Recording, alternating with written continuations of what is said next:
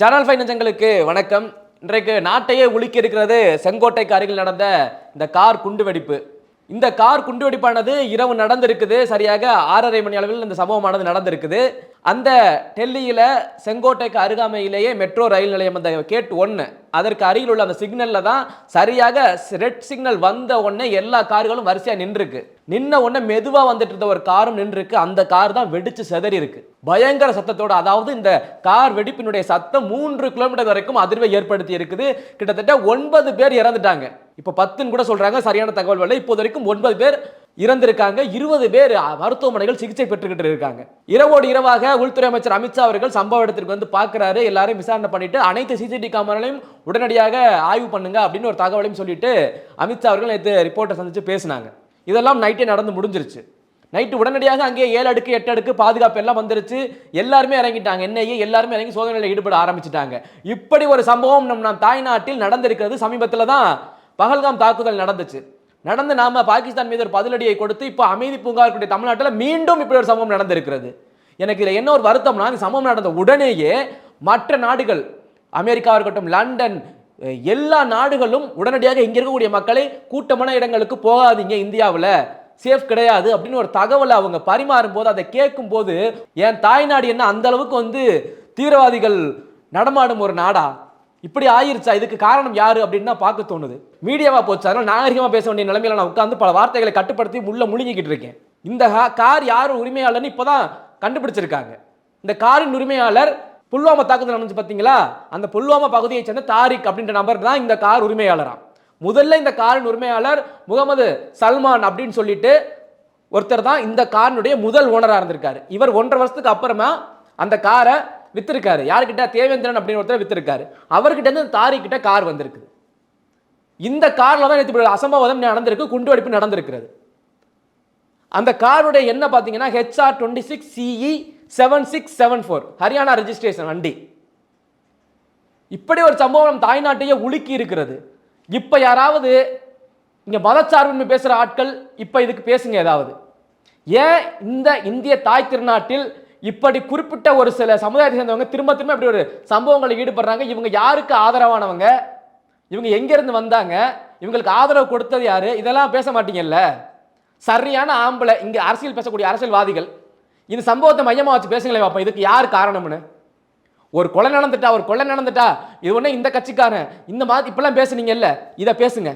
இந்த சம்பவத்தை நடத்தினது யாரு? இந்த பெயரை கொண்ட நபர் யார்? அவர் எதன் பின்புலத்திலிருந்து வந்தார்? இதை பேசுங்களேன். தமிழ்நாட்டில் குறிப்பா பேச மாட்டீங்கல்ல. அரசியல் ஓட்டு எதில் கிடந்தாலும் எடுக்கக்கூடிய ஆட்கள் தானே. இந்த சம்பவத்தை நான் பார்க்கும்போது இப்ப காவல்துறையினும் அந்த கோணத்தில் தான் விசாரிக்கிறாங்க. இந்த நம்பர், இந்த கார் ரெஜிஸ்ட்ரேஷன் நம்பர் ஹரியானா. இப்ப சில வாரங்களுக்கு முன்பு தான் ஒரு சோதனை நடந்துச்சு. எங்க? உத்தரப்பிரதேசத்தில் நடந்துச்சு. அதாவது தீவிரவாதிகளுக்கு ஆதரவாக இங்க யார் செயல்படுறீங்களான்ற ஒரு கண்ணோட்டத்தில் சோதனை நடக்கும்போது உத்தரப்பிரதேசத்தில் அடில் ஹசன் அப்படின்னு சொல்லிட்டு ஒரு மருத்துவர் இந்த கெட்ட கேட்டு அந்த நாய்க்கு மருத்துவர் வேற பேரு. மருத்துவர்னா உயிரை காப்பாத்துறவங்க. இந்த நாய்க்கு என்ன மருத்துவர் பேருன்னு தெரியல. அடில் ஹசன் தீவிரவாதி நாய்க்கு சேர்த்து ஏதாச்சும் அடிபட்டுச்சுன்னா காப்பாற்றுறதுக்கு மருத்துவம் படிக்க வந்திருக்கும் போல அந்த நாய். அந்த நாயோட லாக்கை செக் பண்ணும்போது உள்ள ஒரு AK-47 துப்பாக்கி இருந்திருக்குது. அவனை பிடிச்சி மிதிச்சதில் விசாரணை தெரிஞ்சிருக்கு. அப்படின்னா ஹரியானாவில் இவனை மாதிரியே ஒரு மருத்துவர் நாய் இருந்திருக்கு. அந்த நாயை பிடிச்சி விசாரிக்கும் போது அவனுடைய பேர் என்னன்னு பார்த்தீங்க அப்படின்னா முசாமில் சாஹில். அந்த மருத்துவருடைய பெயர். மருத்துவர், அருமையான மருத்துவர், உயிர்களை வாங்கக்கூடிய மருத்துவர். அவனை பிடிச்சி விசாரிக்கும் போது 350 கிலோ வெடிமருந்து, வாக்கி டாக்கி, டைமர், பேட்டரி, இது எல்லாம் கிடைச்சிருக்கு.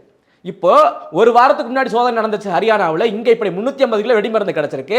இப்போ ஹரியானா ரெஜிஸ்ட்ரேஷன்ல ஒரு வண்டி குண்டு வெடிப்பு நடந்திருக்கு. இப்போ இதுக்கு தொடர்பு இருக்கா அப்படின்ற கோணத்தில் காவல்துறையினர் விசாரிக்க ஆரம்பிச்சிட்டாங்க. விசாரணைக்கெல்லாம் வேண்டாம், இதான் உண்மை. இனி என்னத்தை போய் விசாரிக்க போறீங்க? அழகா ஹரியானா ரெஜிஸ்ட்ரேஷன் நடந்திருக்கு. அந்த கார் சரியாக புல்வாமா சேர்ந்த தாரி கிட்ட கார் போயிருக்குது. இங்க ஒரு வாரத்துக்கு முன்னாடி 350 கிலோ பிடிச்சிட்டீங்க. பிடிக்கலாம். அந்த 350 கிலோ எங்க வச்சு வெடிக்க வச்சிருப்பாங்களோ தெரியல. அதில் மிச்சப்பட்ட ஒரு பகுதியை தான் வெடிக்க வச்சிருக்கானுங்க. இதை பார்க்கும்போது, இந்த செய்தியை பார்க்கும்போது ஒண்ணுமே தெரியாது. அப்பாவிகள் இந்த சிக்னல்ல கார் நின்னவங்க நிலைமையை யோசிச்சு பாருங்க. செதறி கிடக்கு அங்கங்க. இந்த பயங்கரவாத நாய்களுக்கு நம் நாட்டில் ஆதரவு கொடுக்கறது யாரு? எனக்கு புரியவே இல்லை சத்தியமா. எப்படிங்க அடுத்த நாட்டில இருந்து இங்க நம்ம நாட்டில் வைக்க முடியும்? நம்ம நாட்டில் ஒருத்தருடைய ஆதரவு இல்லாமல் வைக்க முடியாது. காசு கொடுத்தா என்னன்னாலும் செய்வானா நம்ம நாட்டில் இருக்கவன்? ரொம்ப கேவலமா சொல்லட்டுமா இதுக்கு மேல? நான் வார்த்தைகள் ரொம்ப தடுத்து போயிருமான்னு பயமா இருக்குது எனக்கு. ரொம்ப எதுவும் பேசிடுவனோ அப்படின்னு சொல்லிட்டு கேவலமான செயலில் எப்படி நம்ம நாட்டில் இப்படி ஈடுபடுறாங்கன்னே தெரியல. அந்த பாகிஸ்தான் நாய்க்கு நேரடியாக இனி இந்தியா விட மோத முடியாதுன்னு தெரிஞ்சு போச்சு. இனி இந்த மாதிரி தான் பேடித்தனமாக பின்புற கொள்ளை வழியாக வந்து இப்படி தாக்குதல் நடத்த போறாங்க. அது மட்டும் தெரிஞ்சு போச்சு. இதுக்கு மேல என்ன சம்பந்தம் வந்துடாதீங்க. எப்படி சப்போர்ட்டுக்கு இங்க ஒருத்தன் பேசுறாங்க நிறைய அரசியல்வாதிகள், நீங்க இலங்கையெல்லாம் கூட அந்த அளவுக்கு அரவணைப்பு வச்சுக்கிறீங்க, பாகிஸ்தான் நம்ம பங்காளி தானே, என்னத்த நொங்காளி, என்ன பங்காளி? அந்த நாய் இங்க வந்து இப்படி ஒரு தீவிரவாத தாக்குதலுக்கு உறுதுணையாக இருந்தால் எல்லாம் மூளையா செயல்பட்டுக்கிட்டு இருக்கான். அதை எதிர்த்து யாருமே இங்க குறிப்பா தமிழ்நாட்டில் எத்தனை அரசியல்வாதிங்க கேள்வி கேட்டீங்க? இந்தியன் தேசம் அப்படின்னு இருக்க பாரத தன்மை கொண்ட மட்டும் தான் எதிர்ப்பு கருத்து தெரிவிக்கிறாங்க. பாக்கி யாருமே தெரிவிக்கல. இறந்தவர்களுக்கு எங்களுடைய இரங்கல், இப்படி சம்பவம் நடக்கக்கூடாது, இப்படித்தான் பேசுறீங்களே தவிர இந்த பயங்கரவாதிகளை யார் தூண்டி விடுறது? இது மாபெரும் குற்றம். இதற்கு ஆதரவு தெரிவிப்பவர்களை அடியோடு அழிக்க வேண்டும். எத்தனை பேர் தமிழ்நாட்டில் பேசுனீங்க? திராவிடம் பேசக்கூடியவங்களை கேட்கிறேன் நான். குறிப்பா கோவம் தான் வருது எனக்கு அடிக்கடி. அப்படியே இந்த நியூஸை பார்த்ததுல இருந்து 10 பேர் உடல் சேதனை சாகுறாங்க. இது திரும்ப திரும்ப திரும்ப திரும்ப திரும்ப திரும்ப நடந்துகிட்டே இருக்கணுமா? இதுக்கு முடிவே கிடையாதா? கொஞ்சம் கூட நமக்கு ஒரு உணர்வு வேண்டாம். அந்த செய்தியை பார்த்ததுல இருந்து அமெரிக்கா, லண்டன், துபாய் எந்தெந்த நாடு இருக்கோ எல்லா நாட்டில் இருக்கவங்க உடனே ஒரு கருத்தை போடுறாங்க. இந்தியாவில் சேஃபாக இருங்க, இந்தியாவில் எங்க கூட்டமான இடத்துக்கு போகாதீங்க, இது ஒரு பாதுகாப்பான நாடு கிடையாதுன்னு நல்லா முத்திர குத்த ஆரம்பிச்சிட்டாங்க எல்லாரும். நம் நாட்டினுடைய பெயர் உலக அளவில் அப்படியே கொடிகட்டி பறக்கணும்னு நினைக்கிறோம். ஆனால் இங்கே மானம் கப்பல் ஏறி போய்கிட்டு இருக்கு. இப்படி ஒரு சம்பவங்கள் இப்படி எப்படி நடக்க முடியும்? புல்வாமா தாக்குதலோடு முடிவுக்கு வரும்னு நினைச்சான். பஹல்காம் தாக்குதலோட சரி பதிலடி கொடுத்தா பயந்துருப்பான். திருப்பி இப்படி பேடித்தனமாக நம் நாட்டினுள் புகுந்து நம்ம ஆட்களே வைத்து இப்ப நடத்துறாங்க. ஒரு பக்கம் என்னதான் பண்ண முடியும்? அரசு போய் உடனே கை வச்சா சிறுபான்மையினர் கை வைக்கிறீங்கன்னு தூக்கிட்டு வந்துடுறீங்க கொடியை. அவங்க சிறுபான்மையினர் பெரும்பான்மையினர்லாம் பார்த்து அரசு போய் காவல்துறை கை வைக்கிறது இல்லை. இவன் தீவிரவாதியா இல்லையான்னு தான் போய் கை வைக்குது. உடனே கொடி பிடிக்கிறீங்க இருந்து. இந்த அடில் ஹசன் இருக்கா பார்த்தீங்களா, அந்த மருத்துவர் சொன்ன பார்த்தீங்களா, உத்தரப்பிரதேசத்தில் கைது பண்ண இந்த அடில் ஹசன், அந்த ஹரியானாவில் கைது செய்யப்பட்ட அந்த தீவிரவாதி, இதெல்லாம் எத்தனை பேர் கொடி பிடிச்சாங்கன்னு தெரியுமா? செய்தி எத்தனை பேருக்கு வெளியே தெரியும்? ஒன்றுமே செய்யாத நல்லவங்க ஏன்னா 350 கிலோ வெடிமருந்து வச்சிருக்கான் ஒருத்தன், ஒரு AK-47 துப்பாக்கி வச்சிருக்கான். இந்த நாடு நாசமாக போகிறது எப்போ கேட்டால் நீங்கள் மதச்சார்பன் பேசிய இந்த நாடு எக்கட கெட்டு போகுது, சீக்கிரத்தில் அடிய போகுது. கதைகள் படித்தோம்ல, வரலாறு கதைகள், இங்கே வந்து இப்படி ஆக்கிரமித்தவர்கள் உள்ளே வந்தாங்க, அந்த நாடை கடிச்சு அவங்க ஆக்கிரமி பண்ணிட்டாங்க, இப்படி படித்தோம்ல, ரியலாக நடக்க போகுது கூடிய சீக்கிரத்தில். நீங்கள் கடவுளின் நம்பிக்கையில் மதம் மாறி இருப்பீங்க, கரெக்ட், நான் அவங்கள ஒன்றும் சொல்ல விரும்பல. ஆனால் எந்த ஒரு மதம் இப்படி உயிர்களை பழிவாங்கலாம் சொல்லி கொடுத்துட்டு சொல்லுங்க பார்ப்போம். எத்தனை செய்திகள் வந்துகிட்டு இருக்கு. கடவுளுக்காக அதை செய்கிறோம், இந்த தற்கொலைப்படை தாக்குதல் இது கடவுளுக்காக என்ன? எந்த கடவுள்ரா உயிரை வாங்க சொன்னுச்சு உங்களை? அது கடவுளா? முதல்ல அப்படி கடவுள், எந்த கடவுள் உயிரை வாங்க சொன்னுச்சு, உயிரை கொள்ள சொன்னுச்சு? எனக்கு நேரடியாக பேச பயம் கிடையாது, நேரடியாக நான் பேசிட்டு போயிடுவேன். இது ஒரு மீடியா, ஒரு நாகரிகம் கருதி பேசணுமேனு எல்லா மக்களும் இருக்கக்கூடிய சமுதாயம் இந்த இந்திய நாடு ஒற்றுமையா இருக்கணும்னு தான் நினைக்கிறாங்க எல்லாருமே. ஆனா இப்படி தவறு செய்பவர்களை கண்டிப்ப நீங்க மறுக்கும் நிலைமைகளை நாங்க என்ன பண்றது சொல்லுங்க பார்ப்போம். எத்தனை பேர் இதுக்கு எதிராக குரல் கொடுத்தீங்க? இந்நேரம் ஒன்றும் பண்ண வேணாம், சும்மா கூலுக்கு ஒரு காவி துண்டை வனாச்சும் போட்டு போயிருந்தா போதும். அப்பா தமிழ்நாட்டில் தூக்கியிருப்பீங்க நேரம் கொடிய. காவி சாயம் வந்து விட்டது, திருவள்ளுவருக்கு காவி சாயம் பூசிட்டாங்க, இனிமே அவ்வளவுதான் பாருங்க, இந்துத்துவா வரப்போகுது, எல்லாத்தையும் தலைவலா குப்பரை போட போகுதுன்னு கிளம்பியிருப்பீங்க.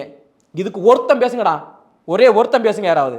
இந்த சம்பவம் தொடர்ந்து நீ நடந்துகிட்டது, அதாவது வருஷம் தீபாவளி பொங்கல் வருது, அது மாதிரி இது ஒரு சம்பவம் நடந்துகிட்டு இருக்கு. புல்வாமா, பகல்காமா, இப்ப டெல்லி செங்கோட்டைக்கு அருகிலேயே நம் இந்திய நாட்டின் இதயம் அது, அந்த பகுதியில் வச்சு ஒரு வெடிக்க வச்சிருக்கான்.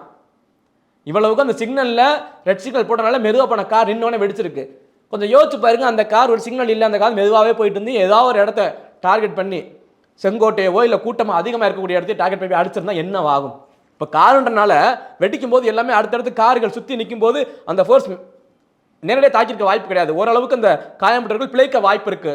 பிழைக்கணும் அந்த 20 பேரும் சிகிச்சையில் இருக்கவங்க. உயிரிழந்துட்டாங்கல்ல 10 பேர், அந்த 10 அதிகரிச்சிருக்கும் மக்கள் அதிகமாக கூடியிருக்க இடமா இருந்திருந்தா. அது ஏதோ அந்த ரெட் சிக்னல் விழுந்து கார் நிற்க வேண்டிய சூழ்நிலை ஏற்பட்டு அங்கே வெடிச்சிருக்கு. இந்த தருவாயில் இந்த ஒரு விசாரணையை நம் இந்திய நாட்டின் காவல்துறையும் சரி, NIA எல்லாமே எப்படி பார்க்க போறாங்க? இதனுடைய மூளையாக செயல்பட்டது யார்? கண்டிப்பாக சொல்கிறேன், பாகிஸ்தான்காரன் இதில் சிக்கவே மாட்டான். அப்போ ரொம்ப தெளிவாக இதை யாரை வச்சு நகர்த்தணும், எப்படி பண்ணணும்னு நம்ம நாட்டிலே வச்சு தான் இதை பண்ணியிருக்கான். புரிஞ்சுதா? இதை நீங்கள் வந்து நீ பாகிஸ்தான் அன்னைக்கு பகல்காம் அட்டாக் நடந்தது, அதுக்கு பொறுப்பேற்றுக்கிட்டான் ஒரு தீவிரவாத அமைப்பு, சரி அடிச்சிட்டீங்க. இப்போ நீ பொறுப்பேற்றுக்க மாட்டான், கையை தூக்க மாட்டான், நான் தான் அடித்தாலும் பொறுப்பேற்க மாட்டான். இதுக்கு நமக்கு ஒரே வழி தான் இருக்குது. நம்ம அதில் 3 மாநிலம் 4 மாநிலம் போனாலும் போயிட்டு போது, முடிஞ்சால் தமிழ்நாடு கூட எடுத்துக்கங்க. அவன் அந்த பாகிஸ்தான் நாடு இனிமேல் இருக்கக்கூடாது. என்னைய கேட்டால் அவன் இருக்கிற வரைக்கும் நமக்கு தொந்தரவு தான். நேரடியாக அடிக்க முடியுமா? அடித்து காலி பண்ணுங்க முடிஞ்சா. இல்லையா அவன் எப்படி இந்த நரித்தந்திர வேலைகள் பார்க்குறோன்னு அதே மாதிரி நமக்கு நல்ல ஆப்பர்ச்சுனிட்டி அங்கே இருக்குது. ஆப்கான் ஒரு பக்கம் இருக்குது, அவனுக்கு இப்போ வர பிடிக்காம ஈரான் ஒரு பக்கம் இருக்குது, பக்கத்தாததுக்கு உள்ள பலுச்சிஸ்தான் ஒரு அமைப்பு தனியாக பிரிய ஆரம்பிச்சிட்டாங்க. இதை சரியா பயன்படுத்திக்கிட்டு அந்த நாயை கதையை முடிக்கணும் அப்படின்னா இதுதான் ஒரே வழி. அவனுக்குள்ள கலவரத்தை தூண்டி விட்டு தான் ஆகணும். அதாவது மகாபாரதத்தில் சொல்லியிருக்கு, உடனே மகாபாரதம் சங்கின் சீட்டு வந்துடாதீங்க, சொல்ல நல்ல கருத்துக்களை மட்டும் எடுத்துக்கங்க. இந்த ஆகாதவர்கள் பார்க்கக்கூடியவர்கள் தர்மத்தை ஸ்தாபிக்க வேண்டும் என்றால் அதர்ம வழியில் சென்றாலும் அது தர்மமே அப்படின்னு சொல்லப்படுது. நமக்கு நல்லது நடக்கணும், நம்ம நாட்டு மக்களுக்கு நல்லது நடக்கணும்னா அதர்ம வழியில் போனாலும் தப்பு கிடையாது. அவன் நாட்டில் என்னமாச்சும் கலவரத்தை பண்ணி ஏதாவது ஒன்று பண்ணி அவனை தலையெடுக்க விடக்கூடாது. இந்த பாகிஸ்தான் அடியோடு அழிய வேண்டும். உடனே நம்மளிருந்து பிறந்த சகோதரர்கள், அந்த சகோதரர் தான் இப்போ நீ கொண்டு குமிச்சுக்கிட்டு இருக்கான் ஒரு ஆளா பயங்கரவாதின்ற பேரில் அனுப்பி விட்டு. புல்வாமா மலை இறந்தவங்களுக்கு என்ன தெரியும்? அந்த வண்டியில் போயிட்டு இருந்தவங்க நம்ம நாட்டின் ராணுவ கண்கள் என்ன நினைச்சு தெரியாமல் வெடிச்சு சிதறி இறந்தாங்க. பகல்காமில் சுற்றுலாவுக்கு போனவங்க இறந்து சாகுறாங்க. இப்போ நேற்று கார் ஓட்டிக்கிட்டு இருக்கும்போது செங்கோட்டையில் டெல்லியிலையா நடக்க போகுது இதெல்லாம் நினைச்சிருந்தவங்களுக்கு இப்படி ஒரு சம்பவம் நடந்திருக்கு. இது இப்படி நடந்துக்கிட்டே தான் இருக்கு. வருஷ வருஷம் தீபாவளி பொங்கல் எப்படி அது மாதிரி வருஷ வருஷம் இந்தியாவில் வெடி வெடிச்சு கொண்டாடுவான். நீங்க அன்னைக்கு மட்டும் வாயையும் கண்ணையும் பொத்திக்கிட்டு உட்கார்ந்துருங்க. எவனாவது இந்துத்துவ காவி துண்டு போட்டோன்னா அன்னைக்கு கொடி பிடிச்சு ஃபோர்ஸாக கத்துங்க. சரியா? அதான் தமிழ்நாட்டு அரசியல்வாதிகள், சில அரசியல்வாதிகள், எல்லாரும் சொல்ல கிடையாது, சில அரசியல்வாதிகளுக்கு தகுந்தது போல இருக்கும். இந்த சம்பவத்திற்கு இந்தியாவின் பதிலடி எப்படி இருக்கும்? இனி பதிலடிலாம் இல்லை, நிரந்தர அடி கொடுத்தீங்கன்னா மட்டும்தான் இந்த நாடு உருப்படும், நாடு தப்பிக்கும். திரும்ப பதிலடிங்கன்னா வேலைக்கு ஆகாது. இதை யார் மெயின்? இவன் எங்க இருந்து இது ஆரம்பிச்சவனுக்கு இன்ஸ்ட்ரக்ஷன் எவன் கொடுத்தான்? பாகிஸ்தான் உறுதியாச்சா? யோசிக்க வேணாம். அதான் சொல்றேன்ல, நம்ம 10 பேர்ல ஒரு 7 பேர் நல்லா இருக்கலாங்க, 3 பேர் உயிரை விட்டா அப்படின்னா வேற வழி இல்லை, விட்டுருதான். இவன்கிட்ட வருஷம் ஒவ்வொருத்தரும் அடிபட்டு 10 பேர் ஜாகிறதுக்கு ஒரே மொத்தமாக 3 பேர் பழி கொடுத்துட்டு 7 பேர் பிழைக்கலாம். இந்த செய்தியை பார்த்ததிலிருந்து என்னென்ன தோணுது, என்னால் நிறைய பேச முடியல. பேசனா பச்சை அப்படியே பேசிடுவேன். எல்லாத்தையும் பேச முடியாத சூழ்நிலையில் நாகரிகம் அப்படின்ற வார்த்தைக்காக ரொம்ப பேசிக்கிட்டு இருக்கேன் அடக்கி. இந்தியாவில் இதை எதிர்த்து தயவு செஞ்சு நான் யார் குரல் கொடுக்க வேண்டும் என்று நினைக்கிறேனோ அவங்க தயவு செஞ்சு குரல் கொடுங்க. இந்திய நாடு மதச்சார்பற்ற நாடு, மதச்சார்பற்ற நாடு அப்படின்னு நிரூபிக்கணும். தயவு செஞ்சு குரல் கொடுங்க. குரல் கொடுத்தா மட்டும் கெட்டு பெற மாட்டீங்க. நீங்க ஒன்றும் இந்த மாதிரி சம்பவங்களை இனிமேல் நடக்கக்கூடாது நீங்க நினைச்சா மட்டும்தான் இது நடக்கும்.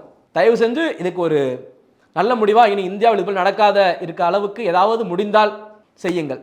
நன்றி.